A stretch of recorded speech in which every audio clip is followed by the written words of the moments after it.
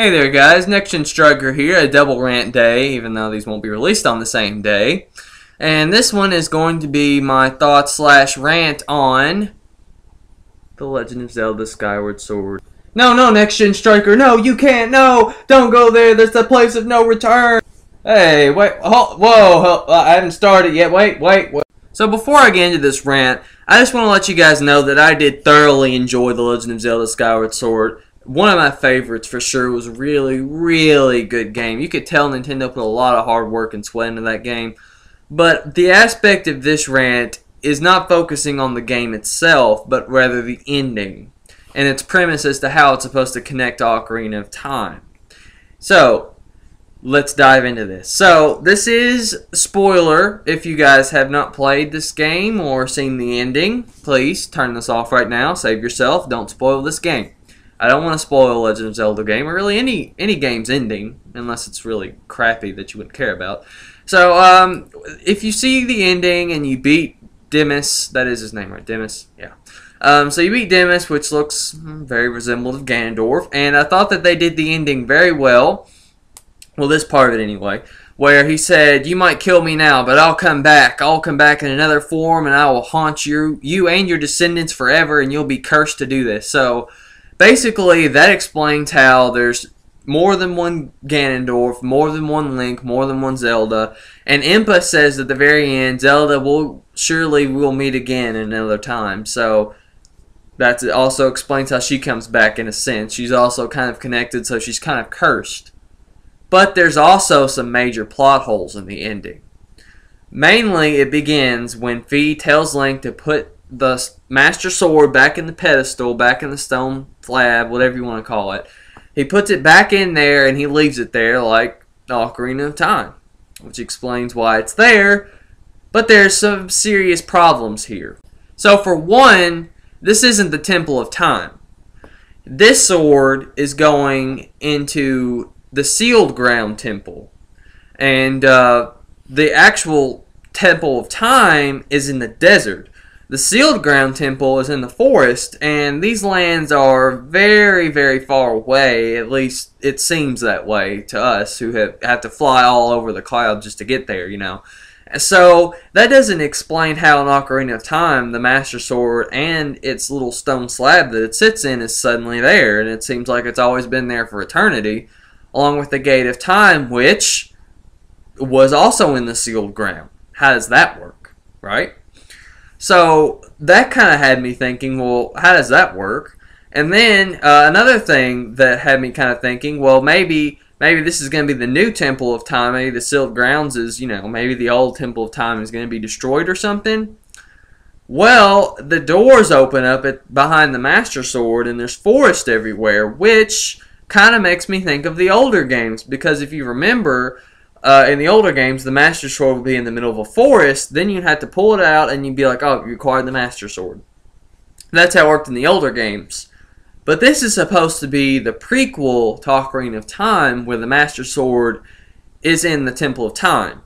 See what I'm saying? So there's some serious problems here. I don't really understand why that is. Maybe, since it's such a long game, I missed a serious plot point or something, which, if I did, please make sure to comment below in a very nice manner, so I'll see it. I will see it, so you don't have to spam it 50 times. I will see it if you post it, hopefully, unless this becomes vastly popular. But anyway, so yeah, there's that problem, which still I don't really understand how that works. And then you've got another problem.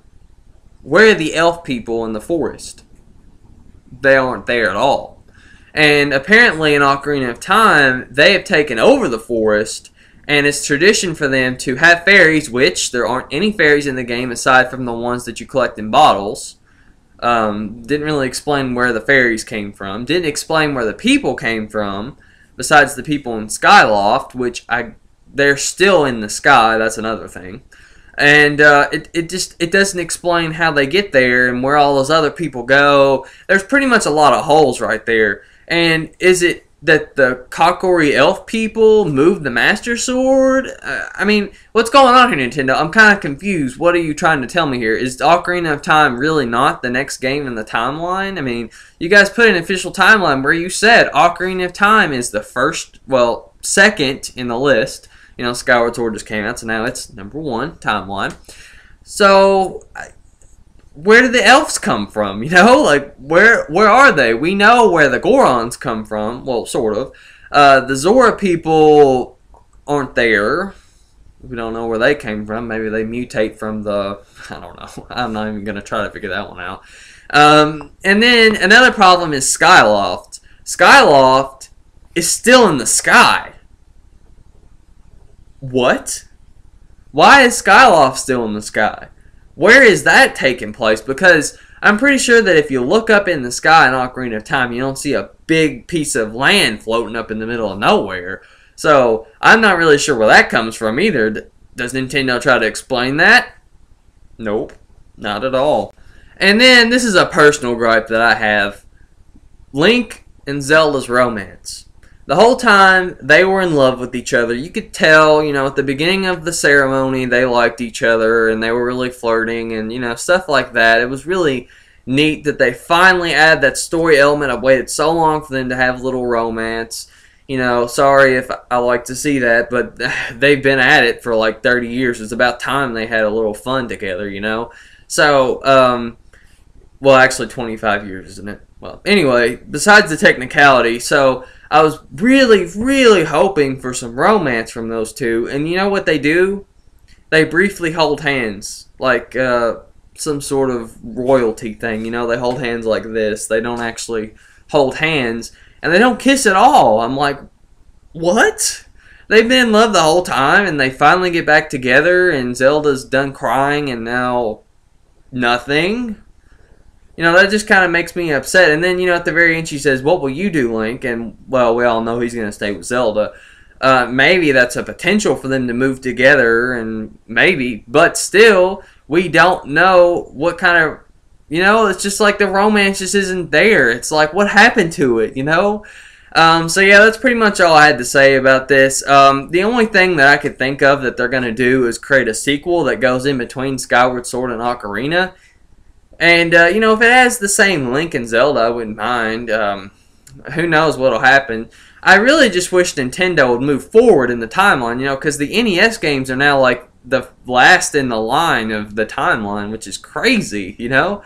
So, just, again, I don't hate Zelda. I really like the game. I've grown up on Zelda, and I like a lot of the games, so there you go. I've really loved them. They're a big part of my childhood and my gaming experience, so I'm not trying to hate. I'm just pointing out some very strange flaws, you know.